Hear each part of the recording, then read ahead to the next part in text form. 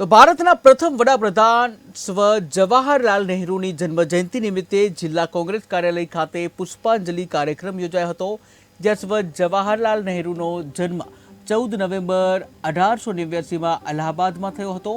સ્વતંત્રતાની ચળવળમાં પણ જવાહરલાલ નહેરુનું મહત્વનું યોગદાન છે, ત્યારે ગુજરાતની જીવાદોરી સમાન સરદાર સરોવર ડેમનો પાયો પણ જવાહરલાલ નહેરુએ જ નાખ્યો હતો અને દીર્ઘદ્રષ્ટા જવાહરલાલ નહેરુની જન્મજયંતિ નિમિત્તે ભરૂચ જિલ્લા કોંગ્રેસ સમિતિ દ્વારા જિલ્લા કોંગ્રેસ કાર્યાલય ખાતે નહેરુજીની પ્રતિકૃતિને પુષ્પાંજલિ અર્પણ કરવામાં આવી હતી। આ કાર્યક્રમમાં કોંગ્રેસના આગેવાનો અને કાર્યકરો જોડાયા હતા। અત્રે ઉલ્લેખનીય છે કે પુષ્પાંજલિના કાર્યક્રમમાં જિલ્લા કોંગ્રેસ પ્રમુખ રાજેન્દ્રસિંહ રાણા સહિતના અગ્રણી હરોળના આગેવાનો, જે કહી શકાય કે અગ્રણી હરોળના આગેવાનોની ગેરહાજરી ઉડીને આંખે વળગી હતી।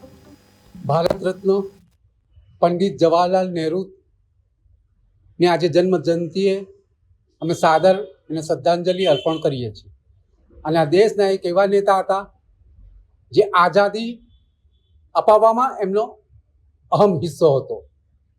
આઝાદ થયા પછી દેશમાં શિક્ષણ ક્ષેત્રે, આરોગ્ય ક્ષેત્રે, ઉદ્યોગ ક્ષેત્રે અને દેશને આગળ કઈ રીતે લાવવો, દેશની પ્રગતિ કઈ રીતે કરવી, એ આધુનિક ભારતના શિલ્પી હતા અને એક એવા નેતા હતા જેને આખા વિશ્વમાં શાંતિના એક દૂત તરીકે પ્રચલિત હતા।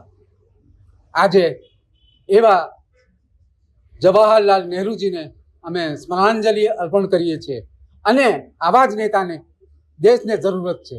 દેશ આજે જે આધુનિક હરણફાળ ભરી રહ્યો છે, એમાં પંડિત જવાહરલાલ નહેરુજીનું મહત્વ